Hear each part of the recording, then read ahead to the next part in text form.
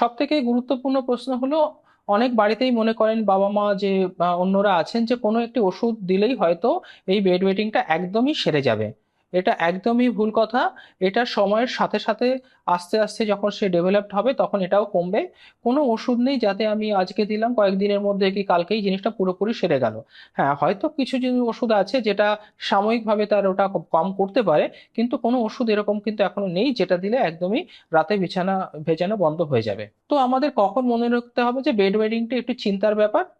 যদি দেখা যায় যে বাচ্চাটি আগে সে পুরোপুরি ড্রাই থাকছিল দিনে এবং রাতে কোনো রকম বেড ওয়েটিং হচ্ছিল না অ্যাটলিস্ট ফর 6 মাস মতো, হঠাৎ করে সে শুরু করছে যে তার একটা এরকম প্রবলেম হচ্ছে, তো সেক্ষেত্রে কিন্তু অবশ্যই আপনাদের চিন্তা করতে হবে এবং নিকটবর্তী যে আপনার পেডিয়াট্রিশিয়ান ডক্টর আছেন তার সঙ্গে কথা বলতে হবে। 6 মাস বাচ্চা পুরো ড্রাই থেকে যে সে আবার যে বেড ওয়েটিং শুরু করলো এটাকে বলা হয় সেকেন্ডারি বেড ওয়েটিং।